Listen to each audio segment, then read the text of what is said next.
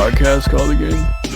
Today we're going to be talking about PTSD and trauma and stressor related disorders such as PTSD or post-traumatic stress disorder. So what's everyone's experience with PTSD?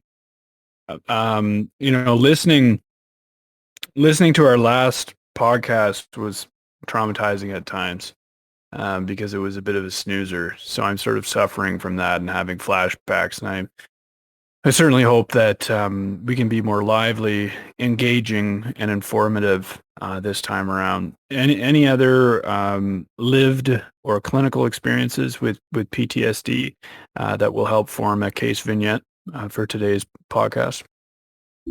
Well, I've actually had PTSD in the past, for real, when I was a child. I think just above the diagnostic criteria cutoff age, around 6 years old, when I was viciously attacked by a loose attack dog in a third world country that I used to live in. And I had pretty much all of the the symptoms. I especially remember the nightmares, just these insane, vague nightmares of being attacked by random animals, like snakes, sitting on the bus and there's a snake chasing you on the side of the road. It really jumbled me up. So that's horrible, dude. Do you still wet the bed? Are you over your PTSD symptoms at this moment? I still have nocturnal emissions, but I would say no symptoms. I think it resolved fairly quickly.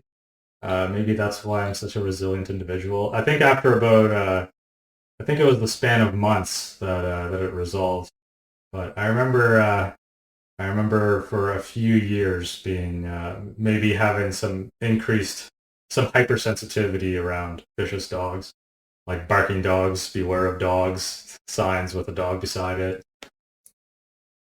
A little bit of avoidance. I think lifetime prevalence of PTSD is about 6 to 9%, so it's really not that uncommon. And I saw that U.S. Vietnam vets had about 30% prevalence of PTSD as well. So, think about your emergency service personnel as well. So people like firefighters, police officers, paramedics, those that have higher likelihood of seeing something gruesome. And it's also more frequent in women, I think 2-to-1 ratio, and especially in the mid to late 20s. So that's interesting. More frequent in women. Yeah. Is that often related to like sexual assault, or is there? Because I thought might be a male preponderance. Yeah, or intimate partner violence, like. I would say that it probably is most likely associated with sexual violence, because about a third of the instigating event of PTSD is a result of sexual violence. So things like rape or childhood sexual abuse. The other third is traumatic experiences, like on behalf of someone else, someone close to the individual, like the unexpected death of a loved one, and to meet criteria, which we will go over in a sec, but usually it's in a spectacular, like horrifying way that the death of the loved one would happen in order to qualify for PTSD. It could also be the death of a child, or like a GF, like a GF is in a car accident, and then that field with no GF. Interpersonal violence, 12%. So physical assault, threats of violence, things like that. So organized violence is another factor, about 10%. Organized violence is a bit of a vague term, but mostly related to war, like gang warfare potentially. And then another 12% is life-threatening traumatic events. So car accident is the first thing that comes to mind. Natural disasters, chemical exposures. Well, sometimes when I have to listen to Dr. P drone on, I get sort of this 1,000-mile stare. Feel it like smell napalm and feel like I'm back in Nam. Would that qualify as PTSD? Well, it depends on how traumatic the instigating factor was. That's the thing with Oh, PTSD is it's one of the yeah. few diagnoses that's really based on that external factor. Yeah, so I guess here it would depend how long were you listening to me rambling, and then if it was like hours, then yeah, maybe it would qualify. Okay, so I'm gonna I'm gonna take that as a yes. Okay, so I too have suffered from PTSD. I salute you, Doctor I. We're comrades in arms here. Okay, well that was useful in terms of some criteria and epidemiology. Any other maybe more clinical, let's say, signs and symptoms associated with this diagnosis? Right. I think it would be most useful to probably go through the DSM criteria. Yeah. We'll go with the DSM because that's most likely what's going to be on the exam. You can look at ICD and things like chronic PTSD, but we won't get into that. So let's just jump into it. DSM criteria. There's 5, I believe, that you should that involve lists of kind of what the symptoms and the exposure was.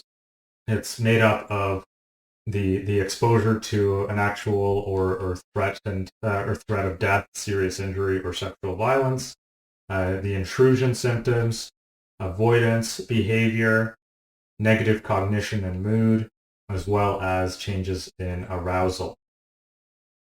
So jumping into it, criterion A, exposure to. So just pausing for a moment there. So when you're having a video chat with Dr. P, and he becomes sort of sexually threatening, but you find it arousing, would that meet DSM criteria? So there's a lot of subjectivity as to what like a threat is. People have different thresholds of what's going to be traumatic. And the PTSD guidelines try to bring at least some element of objectivity to this, because some people are just so unhinged to begin with that failing a math test at school is going to make them dysregulate. So it has to be a direct experience of traumatic events based on the DSM criteria, witnessing this event occurring to others, or learning that this traumatic event occurred to a close family member. And again, it has to be violent or accidental in nature. Or it's through the repeated exposure of this event. So, people that like FBI agents that sit through child porn all day, 911 responders or first responders that repeatedly see gruesome things, they would qualify. However, exposure through electronic media, scary movies, seeing a scary picture online, that's not enough to qualify for PTSD. Right. So Dr. P's, chatterbait situation last week where, he pulled out his D&B on cam. That's not. Yeah, yeah, Right. yeah. You have to see Dr. P's P in person for it to be used. Just seeing Dr. P's P online is not enough. Yeah, and it's threateningly small. Like that's what is so traumatic about it. It really gets down to your core, to your soul. Yeah. Well, it's that combined with the rigidity, I think, is the.